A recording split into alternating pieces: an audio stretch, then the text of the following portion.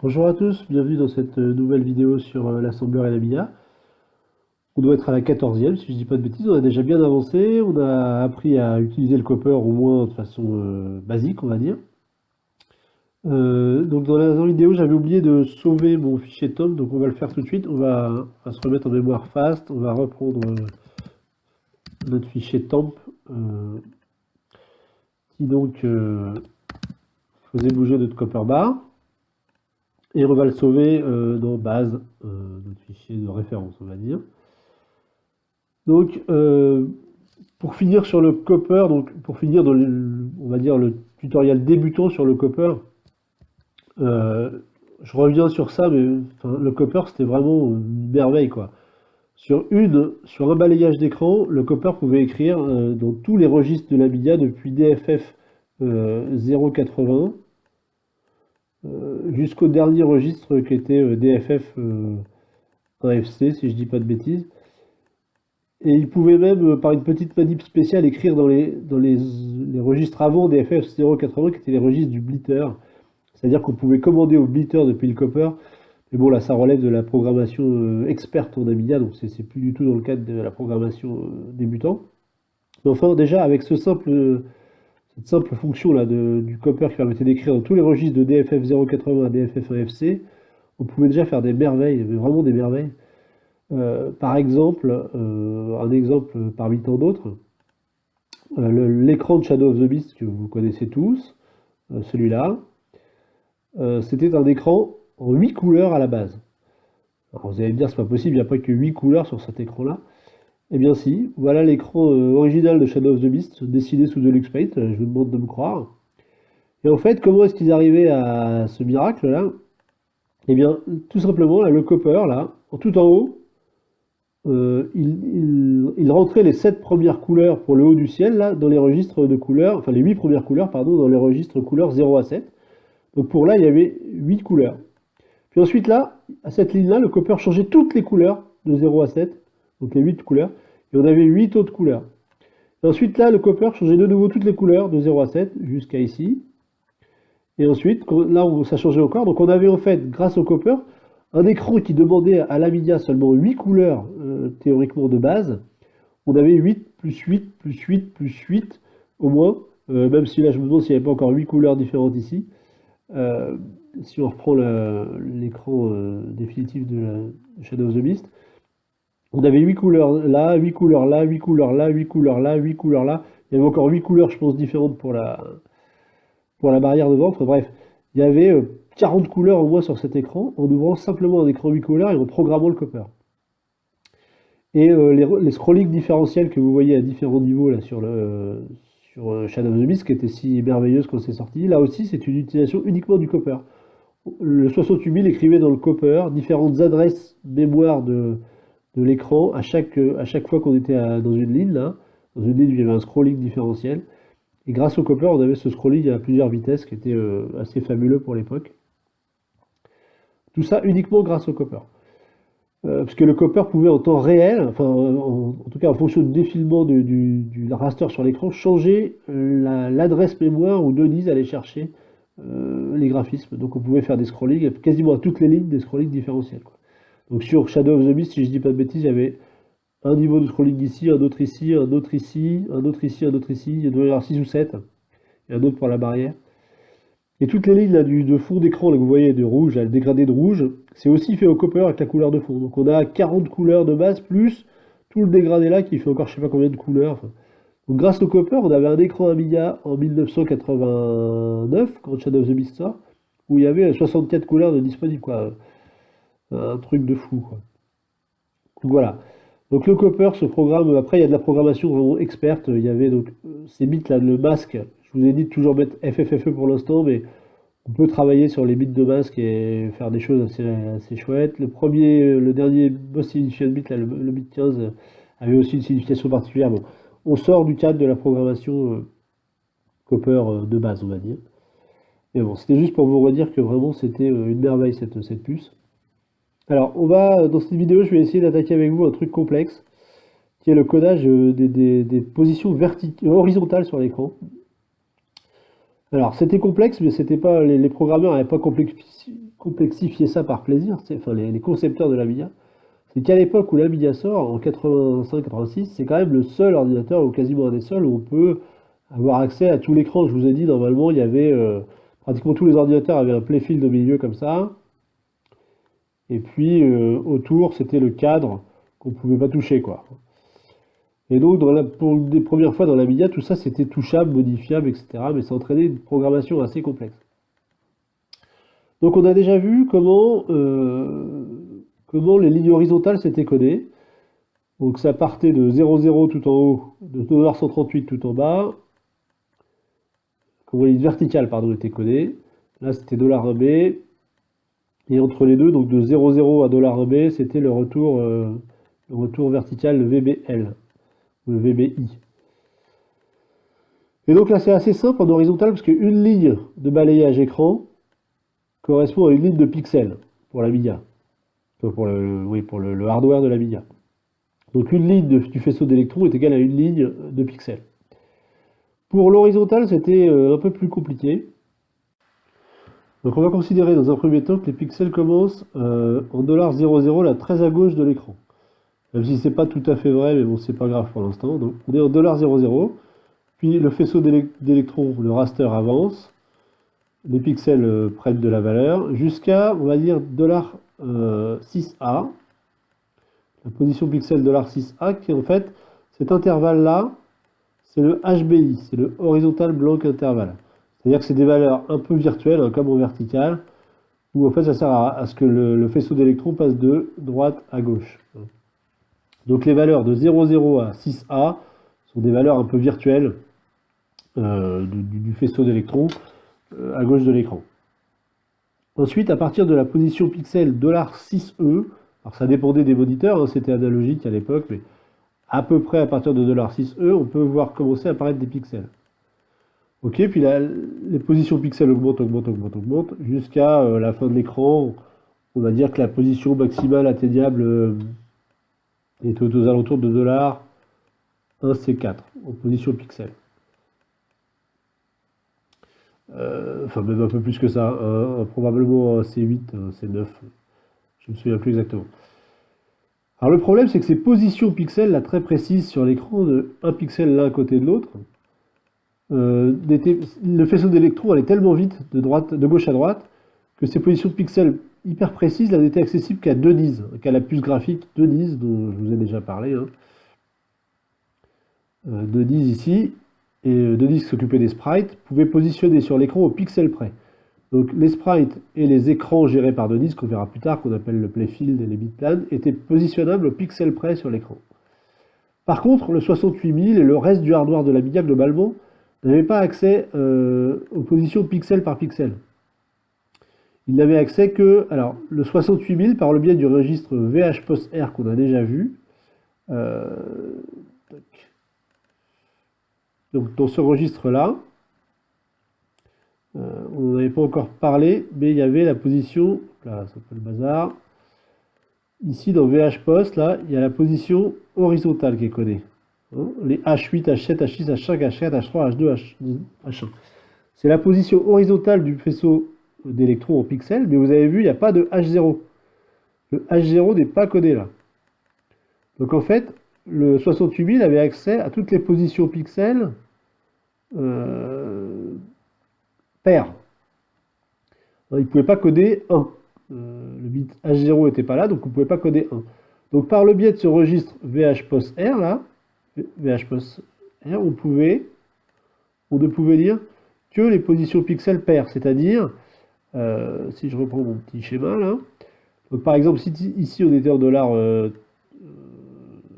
va dire 6E, je vais mettre en dessous $6E, ça correspondait en fait, en $6E il y avait, enfin, je m'explique pas bien, excusez-moi.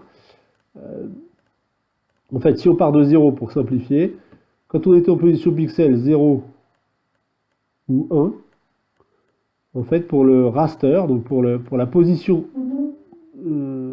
qu'on pouvait lire dans VHPOS, c'était 0. Et ensuite, quand on était à la position pixel 2, c'était la position 1 pour le raster, c'est-à-dire ce qu'on appelle les positions raster horizontales, c'est en fait les positions pixels divisées par 2. Hein. Et ensuite, il faut rajouter, enfin c'est soit la position 0, soit la position 1. Donc une position pixel sur raster sur l'écran, par exemple la position raster, la première où on peut voir apparaître des pixels, c'est la position raster $37, correspondait en fait à la position pixel $37 x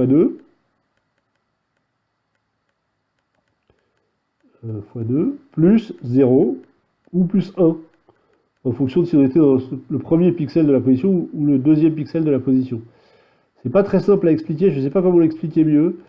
C'est dû à cette espèce de codage particulier là, de codage en position pixel sans H0. Donc ce codage en position pixel sans H0 s'appelle le codage de position raster. C'est le codage des positions raster. Donc quand vous codez dans ces bits là $3F par exemple,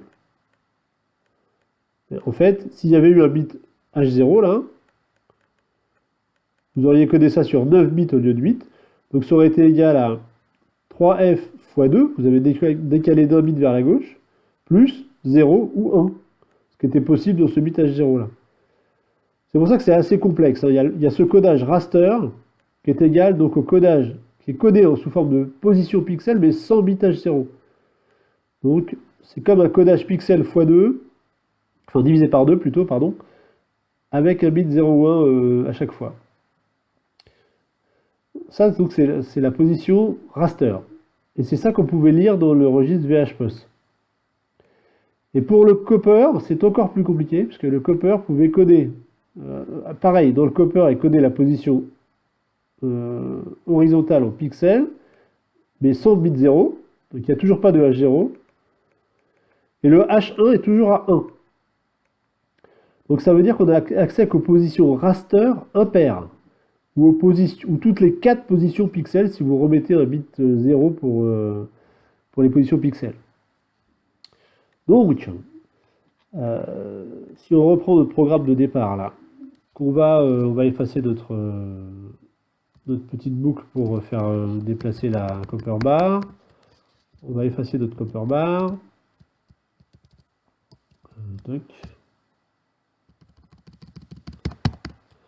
Donc si on faisait un wait dans le copper, par exemple à la position $, on va dire 64 pour la ligne, et je ne sais pas, 45 pour la position verticale,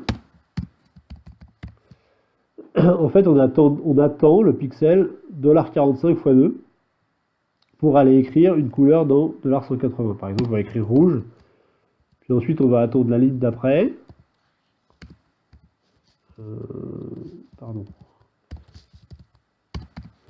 Donc 65, et on va se mettre au tout début, donc en 0,7. Je vous expliquerai pourquoi après c'est 0,7.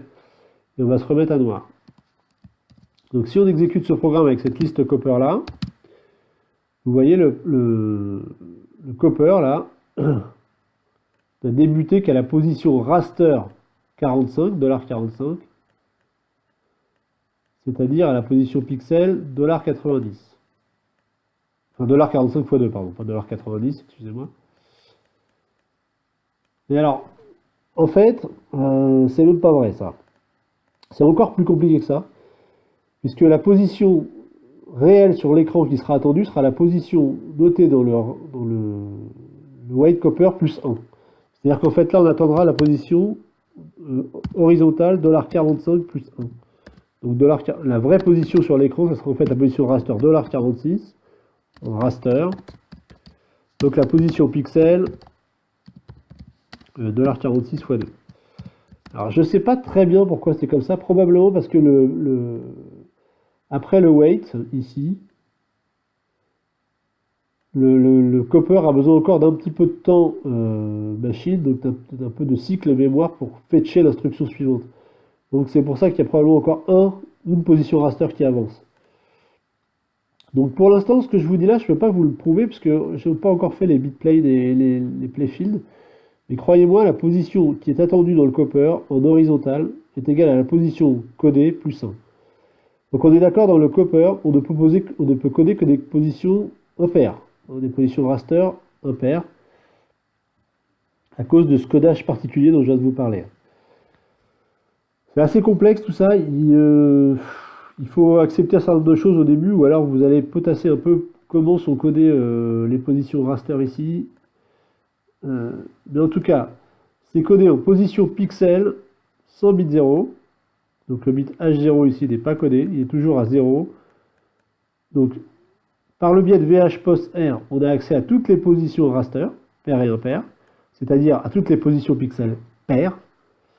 Et pour le copper, comme il y a un 1 ici, on a accès à toutes les positions raster impaires, c'est-à-dire à toutes les 4 positions pixels. Donc on a accès à la position pixel 2, 6, 10, etc. Et en plus, il faut que le copper attende une position raster de plus pour fetcher l'instruction suivante. Donc ça fait beaucoup de complications tout ça.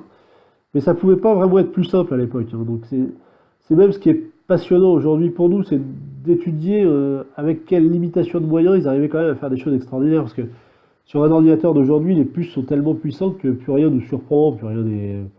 Enfin, on peut tout faire quoi, sur un ordinateur moderne. À l'époque, c'était vraiment génial de voir comment ils pouvaient arriver à faire des choses avec assez peu de moyens finalement. Et c'est cette complexité qui est intéressante à étudier aujourd'hui et qui fait que c'était vraiment chouette de voir ce qu'ils arrivaient à faire. Donc on va essayer de jouer avec tout ça. Alors pourquoi est-ce que je commence par la position pixel 0,7 là, pour la ligne d'en dessous par exemple? C'est parce qu'en fait, je vous ai un peu menti sur le schéma d'avant.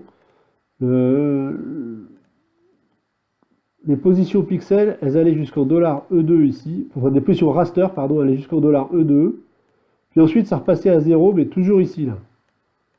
Et ça allait jusqu'à 6, 0,6, et ça revenait ici, la ligne suivante, ça c'était la ligne précédente, la ligne suivante, on était à 0,7, on recommençait à 0,7, jusqu'à $35, qui était égal au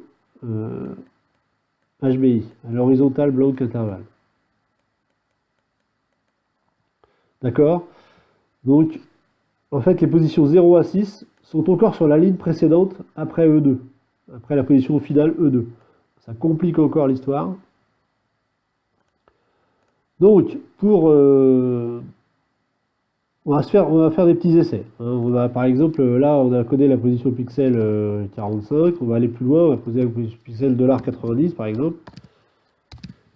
Hop là, qu'est-ce que j'ai fait comme bêtise? J'ai pas mis un chiffre impair, forcément ça marche pas.